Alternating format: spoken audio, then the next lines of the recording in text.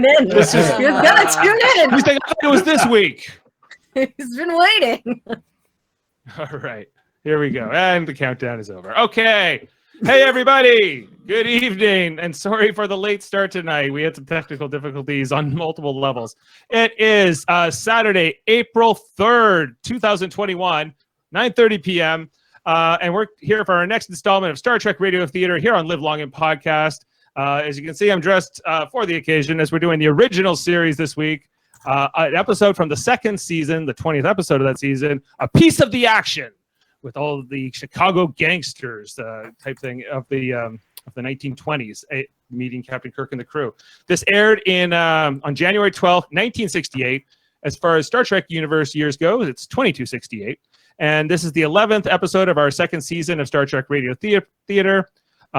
This script is by David P. Harmon and Gene L. Coon, with the story by David P. Harmon originally. I want to give a big shout out to our script editor, Ashley Millard, and to Kevin Millard, and to myself even, for all we do. If I had to pat somebody in the back, it's got to be me, right? Just a disclaimer, all these performances are artistic reinterpretations of the original TV shows. Everything is done with the utmost fan appreciation.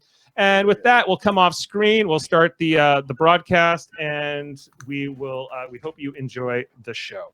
All right. And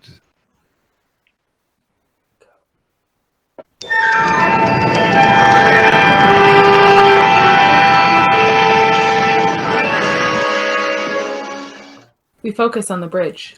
Approaching Sigma Iota 2, Captain. Standard orbit, Mr. Chekov. Oh, Captain, I have received vocal contact from an official station. They relayed us to a man named Oxmyx. His title is Boss. Boss! All right, Lieutenant, put him on. Oxmyx.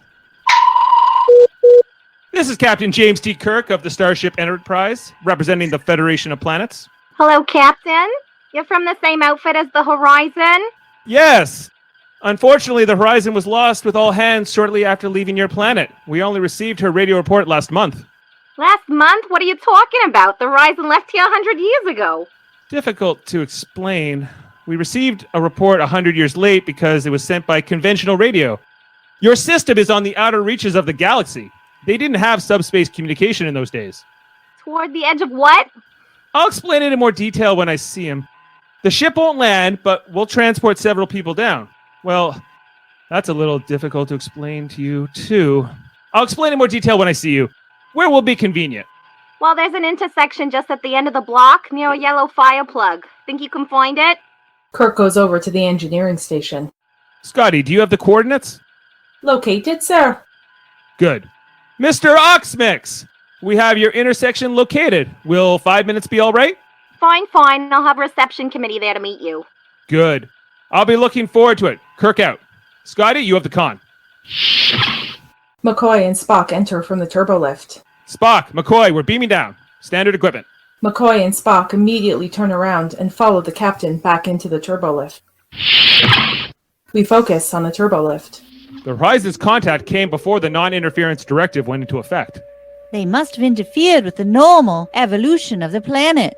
It would be interesting to see the results of the contamination.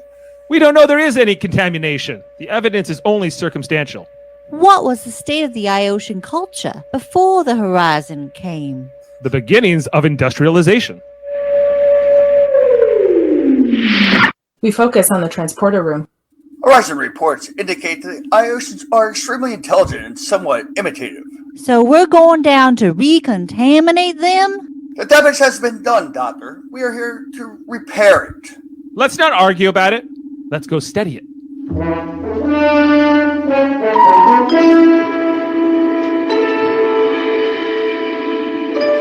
Energize.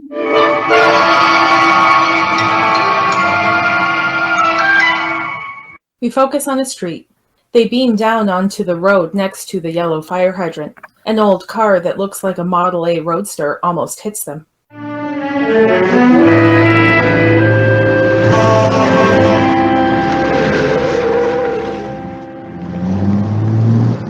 A lady in a 1920s dress walks by.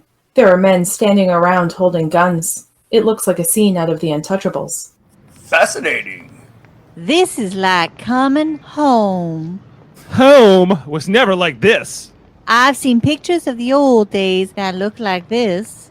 Call it, Doctor. We spent a week on Earth in the 1930s. Interesting, Captain. Passerbys are carrying, I believe, firearms.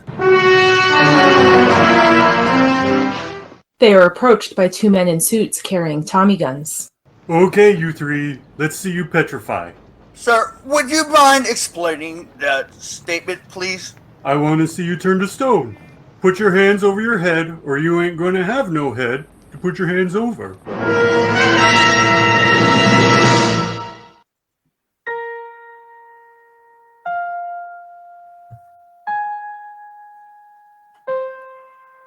Space. The final frontier. These are the Voyagers of the Starship Enterprise. Its 5-year mission to explore strange new worlds, to seek out new life and new civilizations, to boldly go where no man has gone before.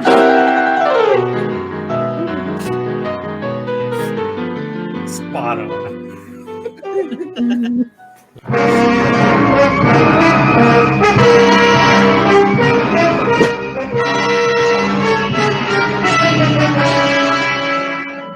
We focus on the street.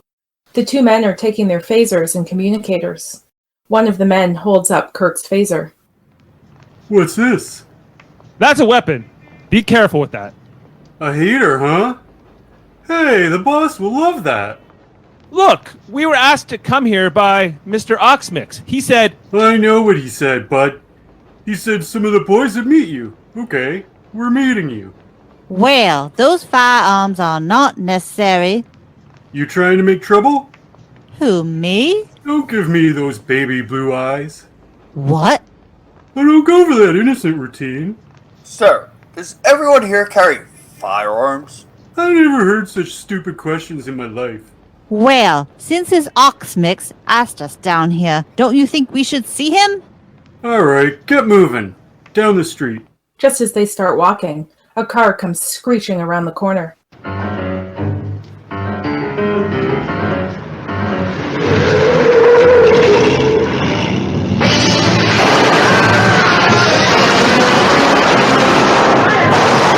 Everyone dives for cover and gunfire rings out. The silent man in the blue suit gets shot. Kalo returns fire as the car speeds away. Krako's getting more gull all the time. is this how you greet all of your guests? It happens, pal. That man's dead back there. Yeah? We ain't playing for peanuts. What's the matter? You guys never saw a hit before? Sir, there are several questions I'd like to ask. Ask the boss. I don't know nothing. Get moving.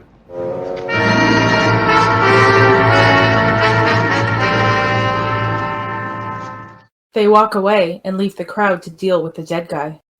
This is the contamination you're looking for, GM. Yes, but the Horizon's crew wasn't composed of cold-blooded killers. They didn't report this culture in the state either. What happened? Hey, Kalo!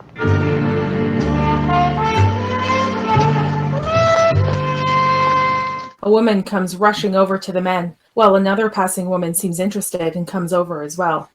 Hey, when's the boss gonna do something about the crummy streetlights around here, eh? A girl ain't safe. And how about that laundry pickup? We ain't had a truck in about 3 weeks. Write him a letter. I did. He sent it back with postage due. Listen, we pay our percentages. We're entitled to a little service for our money, eh? Get lost, will ya?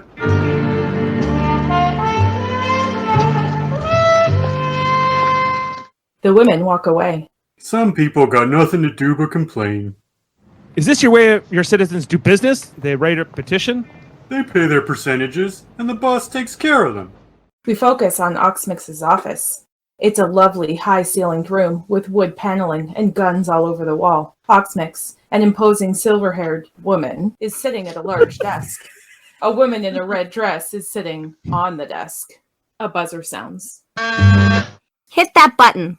The woman obeys and hits a button on an old-fashioned desktop intercom. Yeah? Got them, boss. No sweat. All right, bring them in.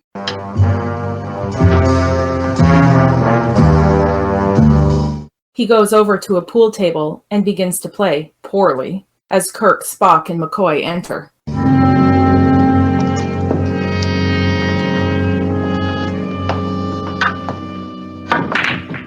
Which one of you is the captain?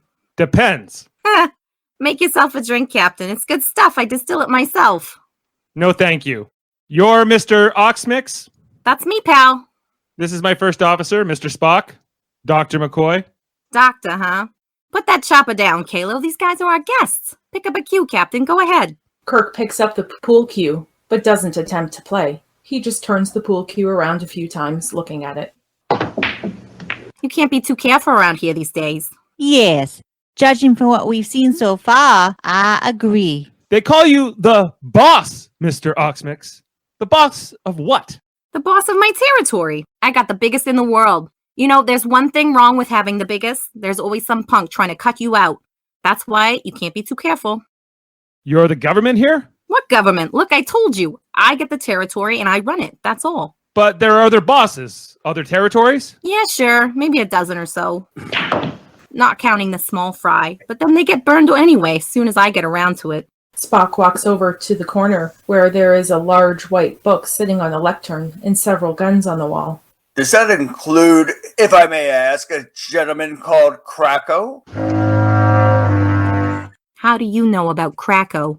He hit us, boss. Okay, you hit him back, you hear? Hard. I'll take care of it.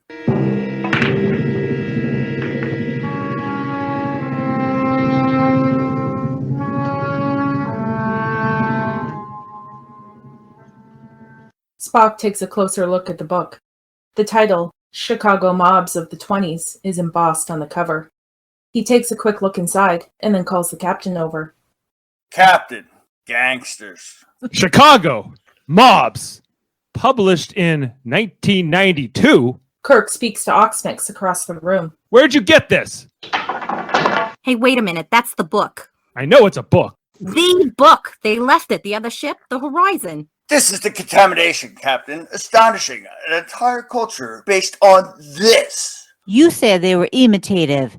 And the book? I don't want any more cracks about the book. Did they leave any other books? Sure. Some textbooks on how to make radio sets and stuff like that. But look, I brought you down here so you could help me. Not for you to ask me questions. After that, I'll answer anything you want to know. What is it you want? Well, I was thinking...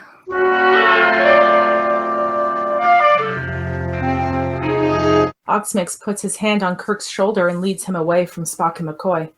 Spock and McCoy follow anyway, keeping their distance, but remaining in earshot. You feds must have made a lot of improvements since the other ship came here. You probably got all kinds of fancy heaters up there. So here's the deal. You give me all the heaters I need, enough tools so I can knock all those punks all at once, then I'll take over and all you'll have to do is deal with me. Now, let me get this straight. You want us to supply you with arms and assistance so you can carry out an aggression against your neighbors? What aggression? I got to make hits. I want you to help me hit them. That's all. Fascinating, but quite impossible. Mr. Oxmyx, my orders are quite explicit. Under no I circumstances... ain't interested in your orders. From now on, you're going to take orders from me. I'm going to give you just 8 hours to give me the things I want. If I don't have those tools by then, I'm going to call up your ship and have them pick you up in a box. Is that understood, pal? Oxmyx snaps his fingers, and Kalo and the other henchmen put their guns to Kirk's head.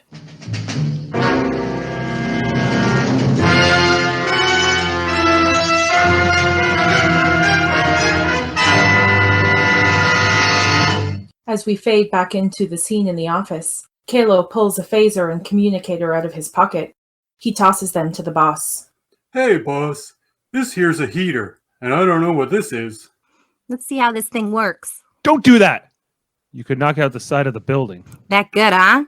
All you have to do is give me about 100 of these fancy heaters and we'll have no more trouble. Out of the question. Captain Kirk, I usually get what I want. What's this thing? All right, burn him. Hold it! It's a communication device. How does it work? It's locked onto my ship's systems. Kalo, take them to the warehouse and put them in a bag. Keep a sharp on him, they hear? In the bag, boss. Come on. The landing party and the gunmen leave.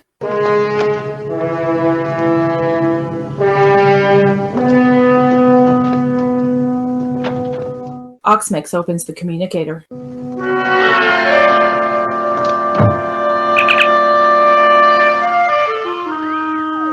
Hey, you! In the ship up there! Hey, you in the ship! Scott here. Who's this? This is Bela Oxmyx. I got your captain and his friends down here. You want to see him alive again, you'll send me down 100 of these fancy heaters you've got and some troops to show me how to use them. Am I to understand that you're holding the captain and his party? You heard right, pal. I'm going to give you just 8 hours to get me the goods I want, or I'll put the hit on your friends. You understand? I didn't know. Oxmyx ends the transmission. We focus on the bridge. Lieutenant Hadley, check the language banks and find out what a heater is.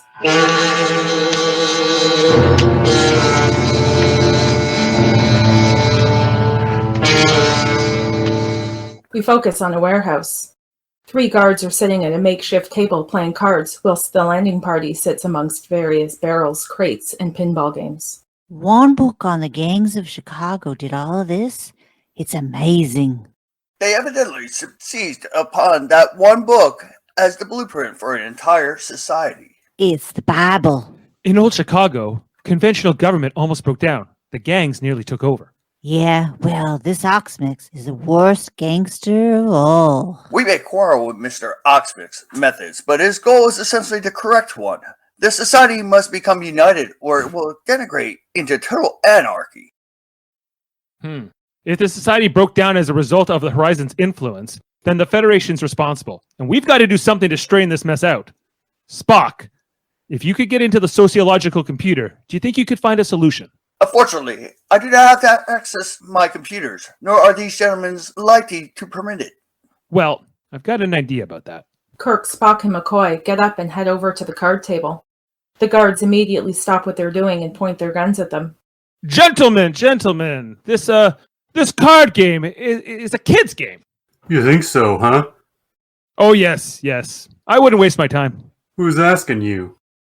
On Beta and Terry's 4, they play a real game. It's a man's game.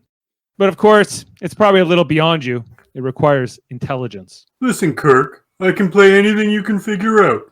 Take the cards, big man. Show us how it's played. Captain, I'm familiar with the culture of Beta Antares. I don't know of any... Spock. Kirk subtly cues Spock to stop talking and takes a seat at the table. Of course, the cards on Beta Antares 4 are different, but not too different. The name of the game is, Fizbin. Fizbin? Fizbin. It's not too difficult. Each player gets 6 cards, except for the player on the dealer's right, who gets 7. On the right. Yes. The second card is turned up, except on Tuesdays. On Tuesday. Oh, look! You got 2 jacks! You got a half Fizbin already. I need another jack. No. If you got another jack, well, you'd have a Shulk. A Shulk? Yes, you'd be disqualified. You need a king and a deuce, except at night, of course, when you need a queen and a 4. Except at night. Right. Oh, look at that! You got another jack! How lucky you are! How wonderful for you! You didn't get another jack. If you got it a king, well, then you need to get another card, except when it's dark, when you have to give it back. If it were dark on Tuesday. Yes, but what you're after is a royal Fizbin. But the odds in getting a royal Fizbin are... Spock, what are the odds in getting a royal Fizbin? I've never computed them, Captain. Well, they are astronomical, believe me. Now, for the last card. We'll call it a Kronk. You got that? What? Kirk accidentally drops the card on the floor. I'll get it. As Kalo bends down, Spock neck pinches him.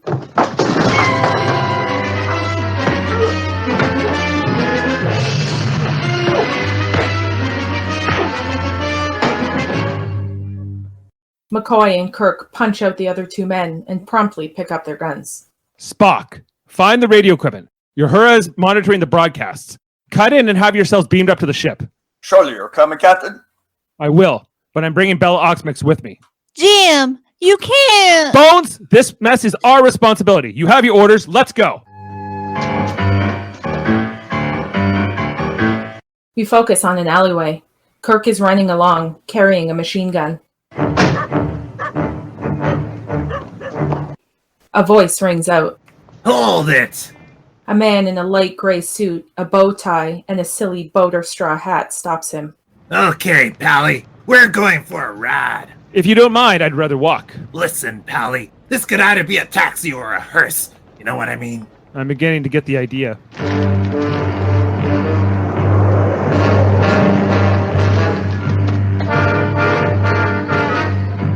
The man takes Kirk's gun and they climb into the back of a very nice car.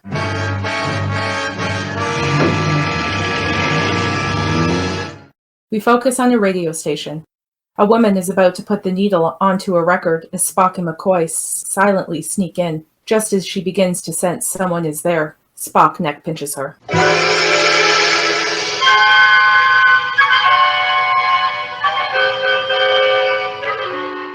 You do that very well. Now, how are you with primitive radio equipment? Very simple. Amplitude modulation transmission. I simply adjust the frequency, throw the switch, and the Enterprise should answer. Spock flips a switch on the radio. That was the Jailbreakers with their latest recording on Request Time, brought to you by Bang Bang, the makers of the sweetest little automatic in the world. He turns it off again. Fascinating. And very simple. Let me see. He makes a few adjustments, flicks a few more switches, presses a few buttons, and then picks up the microphone. Enterprise, this is Mr. Spock. Oh, Lieutenant, right here, Mr. Spock. Mr. Spock, what are you doing on this frequency? A very long and complicated story, Lieutenant. Find your transmitter room to beam up these coordinates.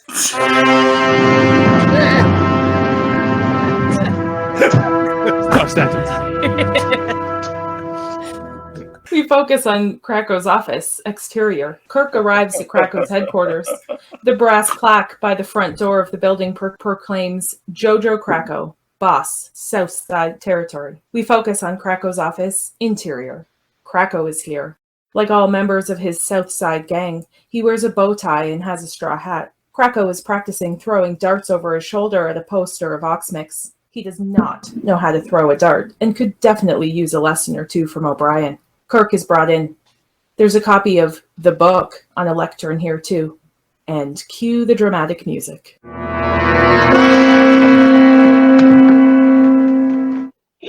you're the Fed, huh? Well. And you? Krako. Jojo Krako. I'm the head of the whole gang of the South Side. Glad to see you. Would you mind telling me how you even know who I am? Krako walks over to his desk and sits down. Like Oxmyx, Krako has a woman just sitting on his desk. Sit down, Kirk. I've got all of Bela's communications bugged. He can't make a date with a broad unless I know about it. Well, I guess you want to know why I brought you here. You want to make a deal?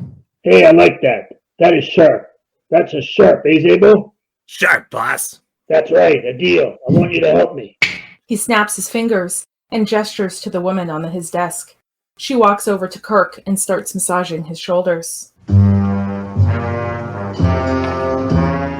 Kirk is perplexed and amused, but he doesn't stop her. Let me guess. You all want heaters, and then you'll want troops to teach you how to use them, and then you'll attack the other bosses and take over the whole planet. Then we'll sit down and talk, right? Wrong. I know Bela. He didn't offer you beans. Not me. I'm a reasonable man. You give me what I want, and I'll cut you in for, say, a third. Skimmed right off the top. Well, what do you think? I got a better idea. This planet has to be united. You know that. Bela knows that. Let's sit down, you, me, Bela, discuss this whole matter, contact the other bosses, and talk about it like reasonable men. You watch it, Kirk. The book tells us how to handle things. Krako snaps his fingers again, and the woman stops her massage and walks back over to sit on Krako's desk. You make hits, somebody argues. You lean on them. What do you think? We're stupid or something? No, I don't think you're stupid. I just think your behavior is arrested. I've been arrested in my whole life. Listen, Pally, I know how to get what I want. You want to live, don't you, Kirk? You bet you do. But after I get through with you, You're liable to be sorry unless you come across. Krako looks to the henchman by the door. Hold him here. Tell Cyril the knife to sharpen up his blade. I might have a job for him. Unless you come across with the heaters. I'm sorry, Krako. No deal. That's too bad. Put on ice.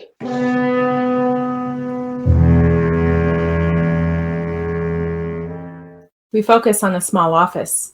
Kirk is in there alone. There is a desk and chair as well as a cot. Kirk starts looking through drawers. He finds nothing. He turns to see an old radio on the desk and begins to take it apart.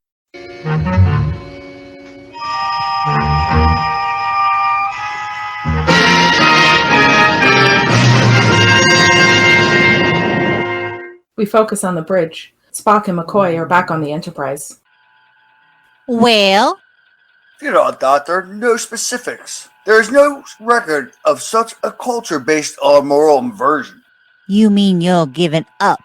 No, Doctor. I'm merely saying the computers can offer us no logical, rational, factual way out of our current dilemma. Oh, Mr. Spock, Mr. Oxmyx is making contact from the surface. On audio, Lieutenant. Mr. Oxmyx, this is Mr. Spock. Huh? Hey, how'd you get back up there? Irrelevant, since we are here. Huh.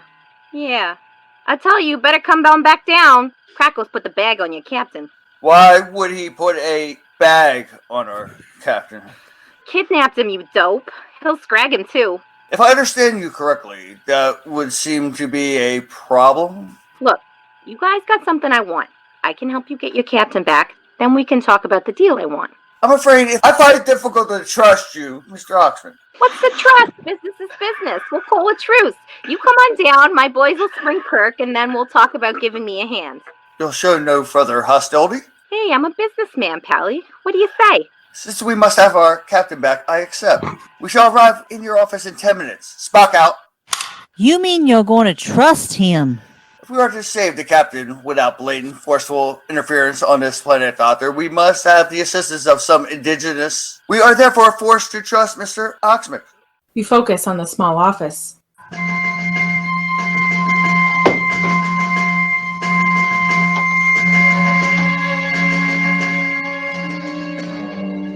Kirk has used copper wire from the radio to create a tripwire. He starts throwing the waste paper bin around to make noise. Help me! Help! Help me!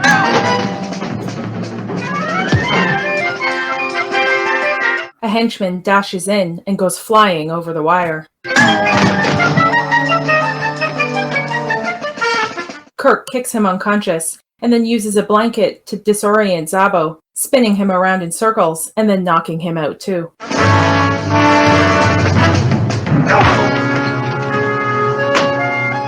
Kirk grabs a gun and makes a run for it. We focus on the transporter room. Mr. Scott, that we have to avoid interference, I suggest you set our phaser banks on a strong stun position. Aye, sir. Now you're beginning to make sense. I trust we shall not have to use them, but it is best to be prepared.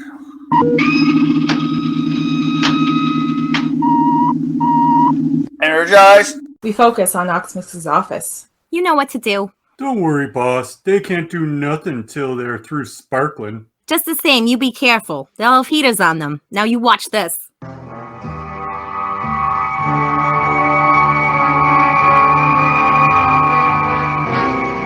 Spock and McCoy arrive and are promptly taken prisoner.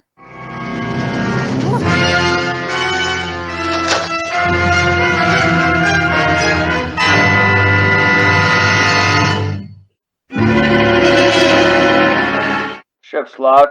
Mr. Spock reporting. Incredible as it may seem, Drs. McCoy and I are once again prisoners of the criminal mastermind of a society patterned after old Earth gangsters. Oxmyx pats down Spock and McCoy and takes their phasers. Pick up many more of these, I won't need your cooperation. Mr. Oxmyx, I understood we had an agreement. A truce. I was hoping you'd think that, dummy. We're trying to help you, Oxmyx. Nobody helps nobody but himself. Sir, you are employing a double negative. Huh? I fail to see why you do not understand us. You yourself have stated the need for unity of authority on this planet. We agree. Yeah, but I gotta be the unity. Cooperation, sir, would inevitably result. The most cooperative man in this world is a dead man. And if you don't keep your mouth shut, you're going to be cooperating. The door opens and Kirk enters with his machine gun. Drop the guns! Drop them! The henchmen in the room drop their guns. Spock and McCoy take their phasers back. Move down there! The woman drops her gun too. Hey, Captain, you got away from Krako. You know, that ain't easy. I thought you were supposed to report to the ship, Mr. Spock. We did, Captain. The situation required our return. It may be just as well. Did you find anything out from the computer? Nothing useful, logical, and practical information do not seem to apply here. You admit that? To deny the facts would be illogical, Doctor. Then you don't mind if I play hunch? I'm not sanguine about hunches, Captain, but I do have no practical alternative. What are we going to do now, Jim? Well, now, Bela, I'm going to have to put the bag on Krako. Kirk grabs one of the henchmen and goes full gangster. Now listen, you Yeah, what's say, that, Doc? that's nice material. Yeah, it had to be. It cost a bundle. Get out of them. Hey! I said, No, just a minute. you two, get out of the clothes. Nobody's going to put the bag on me anymore. Oh, but I like these pants.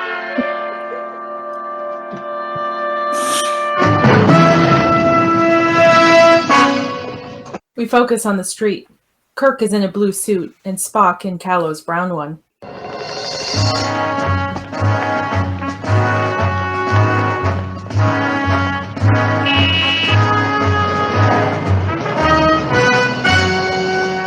They leave Bela's headquarters and go over to a car parked by the curb. Wheels, Mr. Spock. A flipper, Captain. Key in the ignition. Turn the ignition on. And nothing happens. Where's the starter? There's the starter. Yes! Interesting. Oops. Gears. Yes. Oh, I believe they had a device known as a clutch.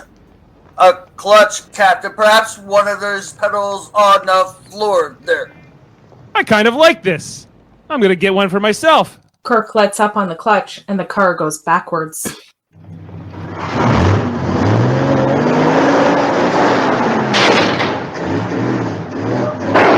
He brakes and then lurches the car forward.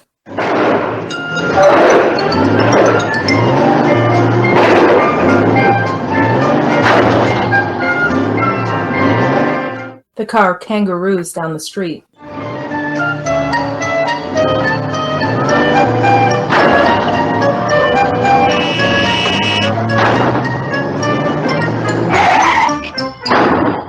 They arrive at Krako's headquarters. Captain, you are an excellent starship commander, but as a taxi driver, you have much to be desired. It was that bad?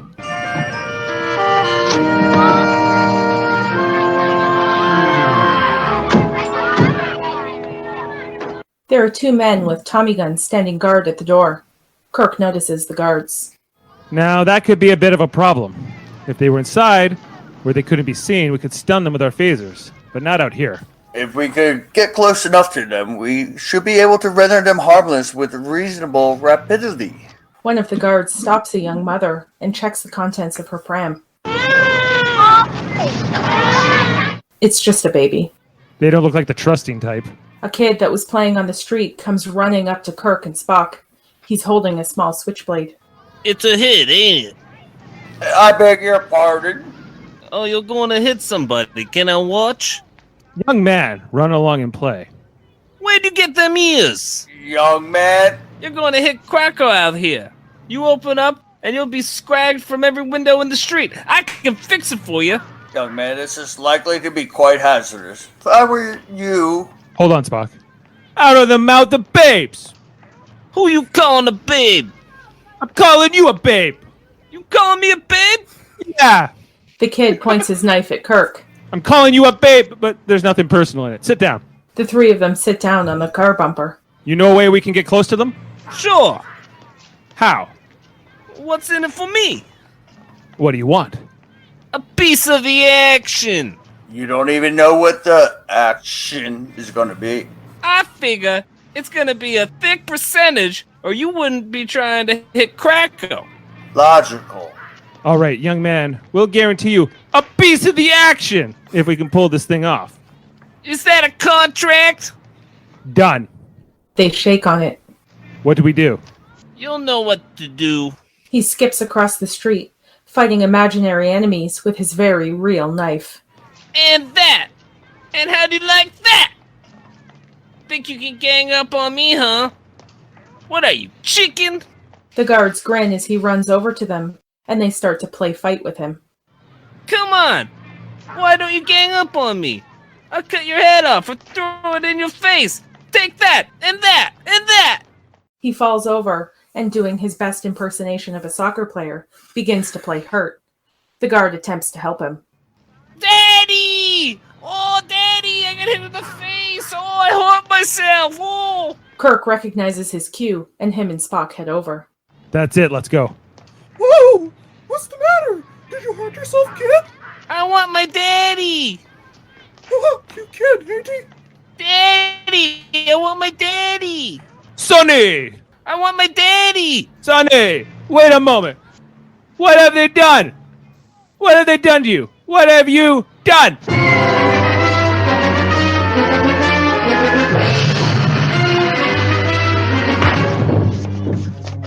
Kirk hits one of the guards while Spock neck pinches the other. There's a bit of a tussle just inside the door before it's over. Piece of the action! We focus on Krako's headquarters. No one can see. Put your phaser on stun.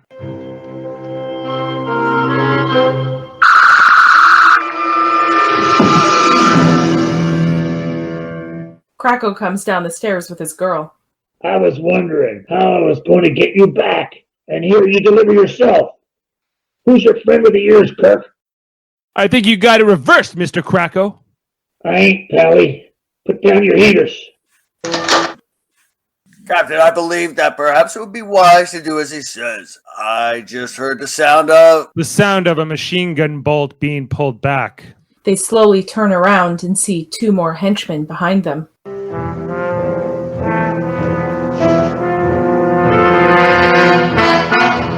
They've got their guns pointed at Kirk and Spock.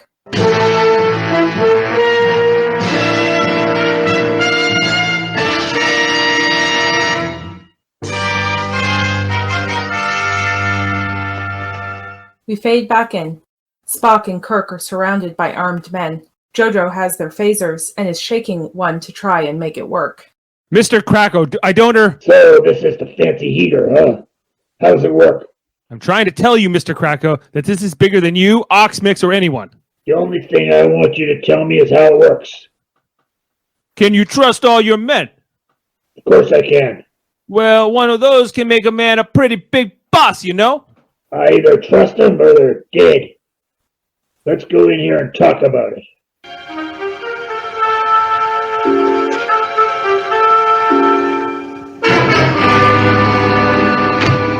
We focus on Krako's office. He enters with Kirk and Spock and only two of his men. Now we got no busy little eyes to worry about. How does this thing work? All right, Krako! We don't have time to show you how to play with toys! Toys? Kirk takes both phasers away from Krako. What do you think we're here for, huh? To get a cut of your deal? Forget it! That's peanuts to an outfit like the Federation, right? Unquestionably. Right? Right. Now look, Krako, we're taking over.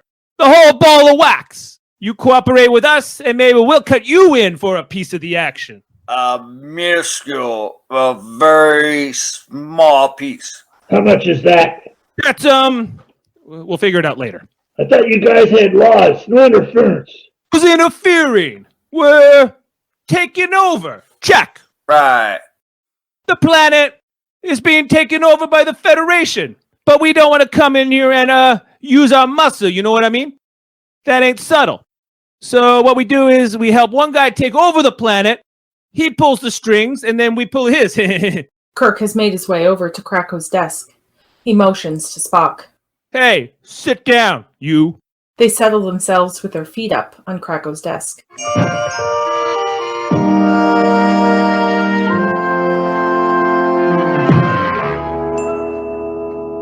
What's your cut? What do you care as long as you're being cut in? Of course, there's always Bela Oxmyx. All right, it's a deal. Call your ship. Bring down your boys and whatever else you need. Kirk to Enterprise. Enterprise. Scott here. All right, Scotty. We made a deal with Krako. We did, sir. Yeah. We're ready to make the hit. We're taking over the whole planet as soon as you can get ready. Do you think that's wise, sir? Sure. We could trust Krako. But we don't have any other choice. You know what I mean? He's standing about 12 feet in front of me, all ready to be our pal.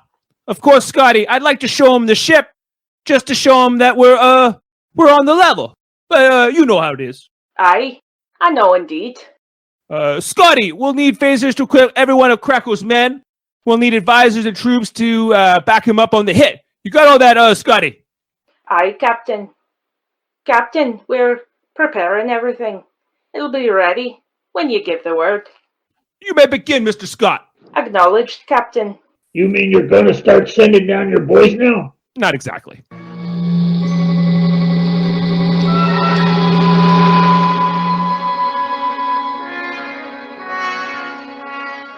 Krako is beamed away, and the astonished guards are easily overpowered again.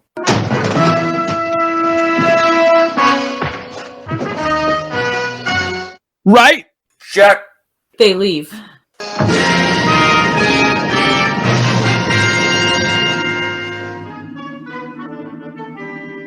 We focus on the transporter room. 2 armed security men are guarding Krako. How the hell did I get here? What? What happened? Scott enters. You must be that Scott fellow Kirk was talking to. I want to know what happened. It looks like we put the bag on you, doesn't it? I got rights. You've got nothing. Mind your place, mister, or you'll be wearing concrete galoshes.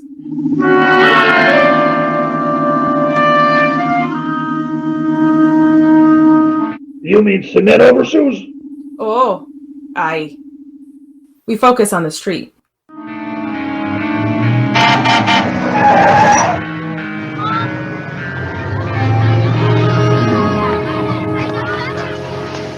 Kirk runs towards the car, but isn't looking where he's going and almost gets hit by a passing car. Spock doesn't look eager to get back into the car. Must we? It's faster than walking. But not at sea. Are you afraid of cars? Not at all, Captain. You're driving to alarm street. Spock! I've got the hang of it. Now, go on.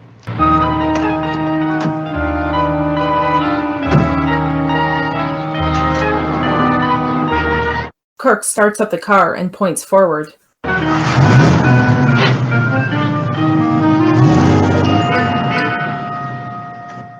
But he still puts the car into reverse first.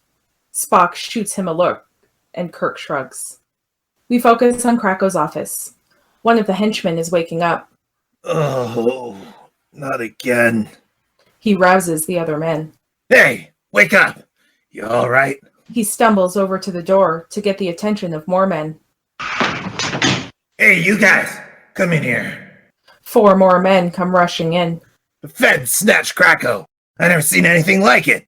They're going to move in unless we stop them now. Yoo-hoo! Well, Bela's mixed up in this somehow. I've got a sneaking hunch they're going to hightail it back to his territory. You know what we're going to do? We're going to hit his place. We focus on Oxmyx's office.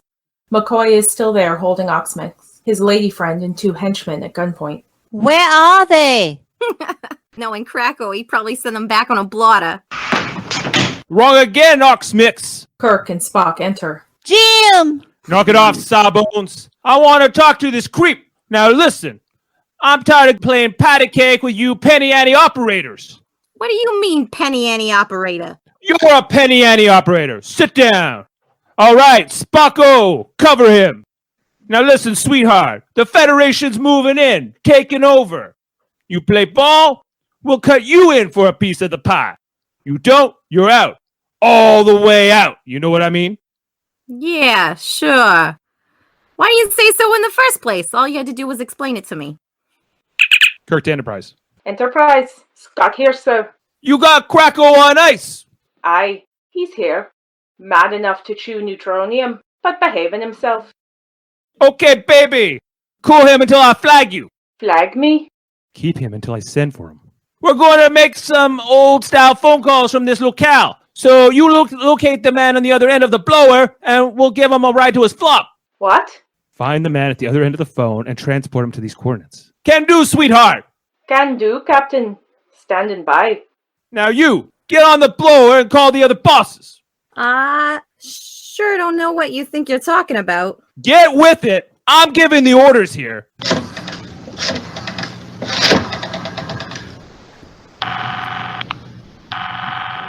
Hello?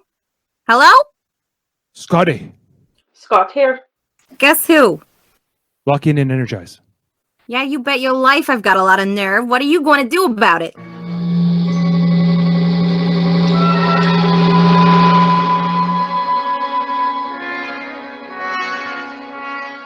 A man is beamed into Oxmyx's office. It's clear from the way he's holding his hands that this is the man that was on the other end of the phone call. Coming over with my boys, and we...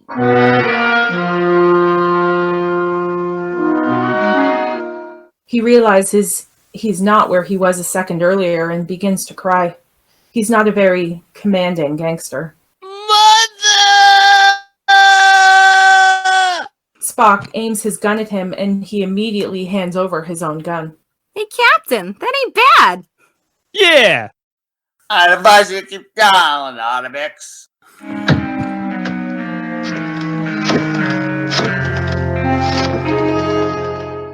We focus on Krako's office.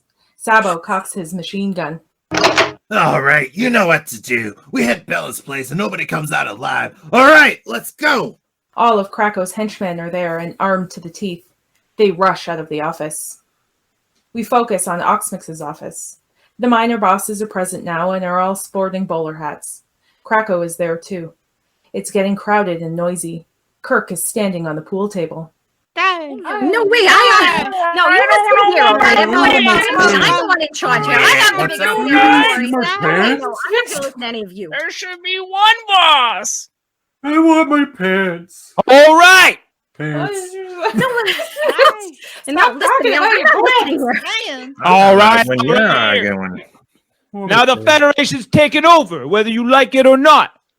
You people, you've been running this planet like a piecework factory. From now on, it's going to be under one roof. You're going to run it like a business. That means you're going to make a profit. When what's your percentage? I'm cutting the Federation in for 40%. You got any objections? Oh, yeah. I hear a lot of talk, but all I see is you and a couple of your boys. I don't see no Federation. Yeah. Argue. My legs are cold. Wait a minute. Teppo's got a point. All we ever seen is them. What? A couple of your boys? Oh, I'm not going to believe my eyes. Yeah. A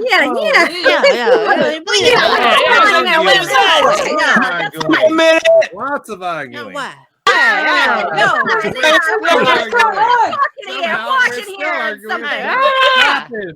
on just a minute here. Yeah. Quiet! Just a moment! No, I'm not listening to this guy. Me neither. What are you doing? What should I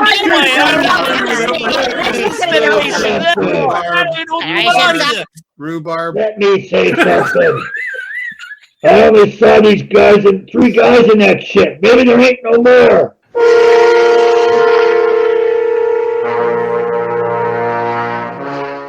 Kirk bends down and grabs Krako by the collar. He points his gun at him. There are over 400 guys up there.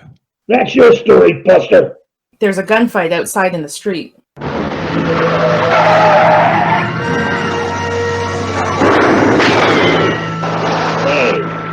Hey, it's my boys. They're making a hit on this place. Everyone dashes to the windows to watch. My boys will put you down. Like that? Krako snatches the gun from McCoy and points it at him. Keep moving. He turns his attention on Kirk and Spock. One move out of you two, I'll drill him. Give me the hardware. Hey, that's great, Krako. Now we got hostages again. We can make a deal with the feds up there. Are you kidding? This one's all mine. From now on, nobody's going no place. I'm going to be the big boss in this here territory. Now, wait a minute! Get that heater down. Don't you want to take a look at what you're going to fight? I already seen it. You're nothing, Fed. All right. Well, at least let me call my ship one last time and say goodbye. Well, all right. Go ahead. Don't get smart. Hello, Scotty. This is Cook. Enterprise. Scott here, sir. Scotty, put the ship's phasers on stun. Fire a burst in 1 block radius around these coordinates. Right away, sir. Scott out.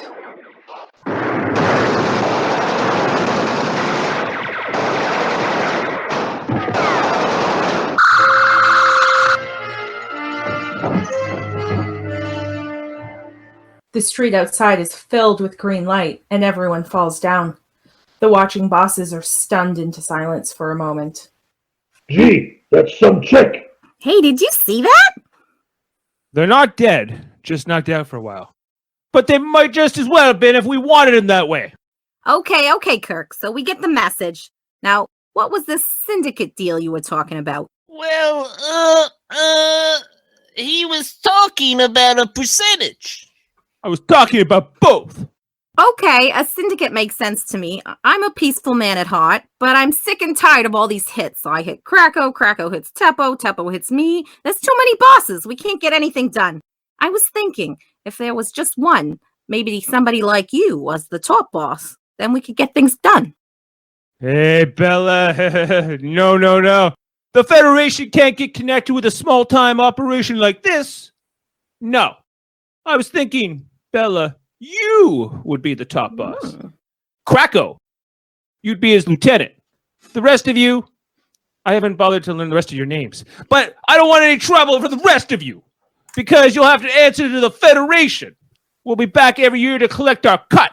Look, my name is Teppo. You figure maybe 40%'s enough? Yeah, I think 40%'s sufficient, Teppo. It's reasonable. It sounds reasonable. That sounds reasonable to you.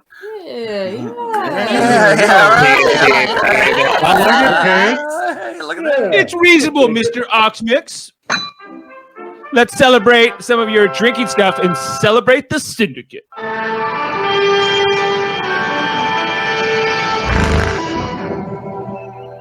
We focus on the bridge. Spock is checking things out at the station. McCoy is standing beside him with his arms crossed and a sour look on his face. Gentlemen, you two have been brooding ever since we returned to the ship. Brooding, Captain? Brooding, Mr. Spock. A somber, emotional state. Now, do you wish to continue it, or are you going to discuss it? Captain, I am neither brooding nor somber. I do have reservations about your solution to the problem with the Iosians. Yes. I understand that.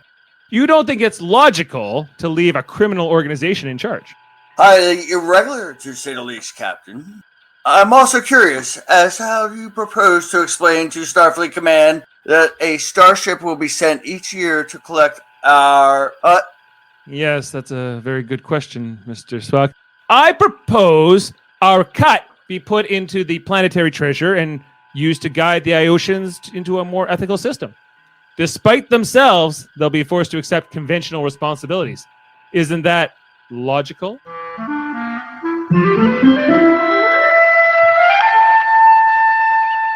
All right, Bones, in the language of the planet, what's your beef? I don't know how serious this is, Jim, and I don't quite know how to tell you. Go ahead. But in all the confusion, Tell me. I think I left it in Bela's office. You left it? Somewhere. I'm not certain. You're not certain of what? I left my communicator. In Bela's office? Captain, if the Iosians, who are very bright and imitative people, should take up that communicator apart... They will. And they'll find out how the translator works. The translator is the basis of every important piece of equipment that we have. Everything. You think it's that serious? Serious? Serious, Bones. It upsets the whole percentage. How do you mean? Well, in a few years, the Iosians may demand a piece of all action.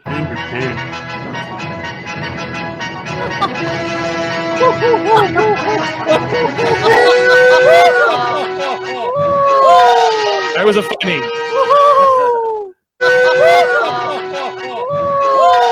That was a funny. All right, and that concludes our reading of Star Trek: The Original Series, a piece of the action. Wow, that was fun. Let's all talk about it. Hey, everyone. I'm Dave Mader. I was Kirk tonight. I also bringing in next to me is my wife Jane, who was in the role of Dr. McCoy and as one of the gangster women, or one of the women. I don't know what that accent was. It was very confused. Well, you had to go. You were worried about having to go from your Southern McCoy to another accent, and yeah, it seems that worry may have been founded. Well, so let's bring in next our special guest star for this episode, my dad Ted. How you doing, Dad? I'm good. Who was in the role of Jojo Krako tonight? Krako. Good job. Great job. Excellent. I missed one line. Yes, you missed a line, but it's Yeah, but we were going fast. We were going fast. It was, yeah. And there was a lot of confusing arguing because there was all that talking going on. Yeah, it didn't work out as well as I'd planned. Also bringing out my number one in this episode, Mott Tyrell, who is he's working. He's got turbulence. Oh, that's why you were having a hard time reading the lines. I see. A few lines as well. The screen's moving. Screen's moving. Also, let's bring in our the Michael Chan and Jessica Chan. Michael Chan in the role of many gangsters, and Lieutenant Uhura and a couple others, the radio announcer, as well as Jessica Chan in the role of Bela Oxmyx, who ended up as the head of the whole syndicate. Yeah. Yeah. Tough guy. Yeah. Yeah. Let's bring in next. We have Kevin Millard, who is in the role of Ensign Chekov for one line at the very beginning, and then the Chekov disappears for the rest of this episode. And then you were Kalo or Kalo, as Ashley pronounced it. I noticed that. Yes, I noticed that some of us. I think it's an Ontario thing because sometimes like these names get Kalo or Kalo, or, but it doesn't matter. Anyway, I pronounced it both ways through the episode. Yes. And you were also woman number one. Yes. As well as Scotty. You were the concrete galoshes. Yes. That was good. I really loved your accent tonight. It was a good accent. Good. Yeah. And Chris Seymour for your Kalo. Kalo. Also bringing in, let's bring in Jeff Mader, who came in very late into the episode. What was our angry tough kid, who helped us put the bag onto Krako, as well as Boss Teppo. Teppo. He was definitely Teppo. Teppo. Teppo. Remember that name? You remember? I was. I haven't bothered to read. He's like, hi, I am Teppo. Because I partly thought that the reason he makes Oxmyx the main boss is because he thinks he's more stable, and he thinks that, and he Krako's the only one else he knows the name of, that person. So I just think that's how he selected who was the boss and new lieutenant of the syndicate.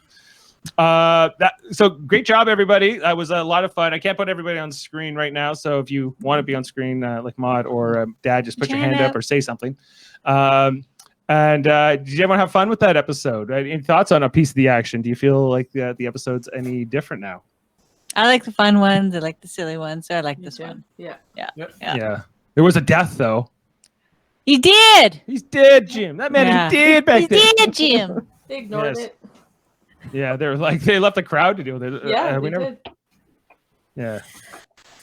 He put a hit on us, boss. You hit him back hard. Yeah. Yeah. Give me them heaters. Yeah. I'm interested to hear myself back but I don't think I matched the awesomeness of William Shatner. No, yours was good. Like I liked it Yeah. But it's hard to live up to that performance. You did nail how wonderful for you. How wonderful for you. Yeah. It was, but trying to like also do the gangster voice. I was like, oh no, because I wasn't. No, it was good, but it was supposed to kind of be a fake gangster voice anyway. Because Kirk tried to do something he didn't know, and I had to keep going in and out of it, right? So and you did that well. Yeah, it was good. Yes, but the thing with these Kirk, any original series episode is like as Kirk, you're talking all the time. Whoever plays Kirk, and then everybody else is very secondary to that. But that can be that can still work with these stories very well. Like this story is basically like you get kidnapped, and then they get kidnapped, and then we get the bag on you, and then you get the bag on them, and then until it's all over. But I really love this one. This was a lot of fun. One of my favorite all times. It's really special to have Dad was on this one, who got me into Star Trek back in the day, back when I was a kid, before even Next Gen came along, and then I got into Next Gen as well, and all of the other shows that came after that. But I can trace back my Star Trek love to Dad, and thanks for being on this episode, Dad. How'd you like it? How was this for you? Yeah, it was fun. Yeah. Yeah, I enjoyed it. Mott, you want to come up here? What's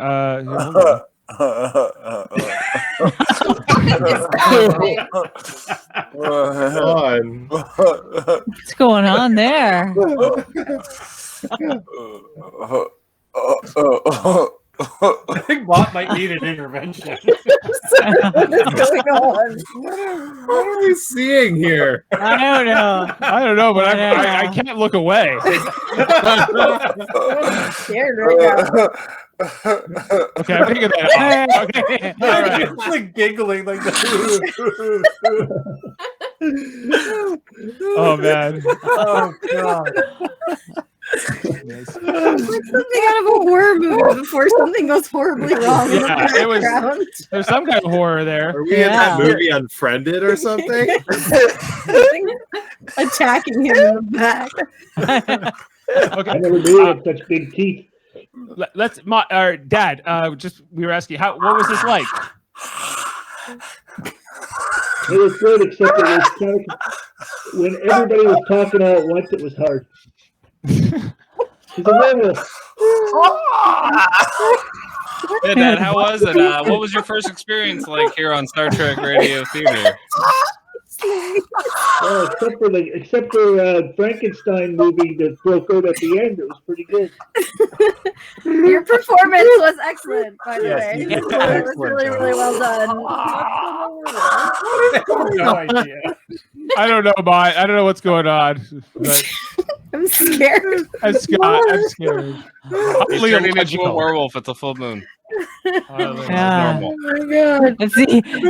Okay, we're gonna sign off from the broadcast now. And say goodnight, everybody. But we are gonna be back in a week's time. Now we think it's gonna be Star Trek: The Next Generation because that would normally fall next. We're trying to schedule who we want to be our guest star on that one, which is Chris Seymour. But we're waiting to see if that can happen. If that can happen, we will be doing Deep Space Nine instead next week, and we're planning to do Arman Bashir, which is the holodeck James Bond episode for Deep Space Nine. But if it ends up being Next Gen, we're going to be doing Samaritan Snare, which is the episode with the Pac-Leds. What a laugh! What a laugh! What a laugh! Yeah, so check that out. We hope you like all our shows here on Live Long and Podcast. Check us out on Tuesdays. We do Star Trek Deep Space Nine. That features Jeff Mader. Jeff, tell us about Deep Space 99. How's it going? Well, Deep Space 99-ish. Attention, Bajoran workers. If you're not watching our show, get on it. You're in dereliction. Yeah. Beauty. And if you don't start watching our show, the station will blow up in about an hour. So get on it. Yes. we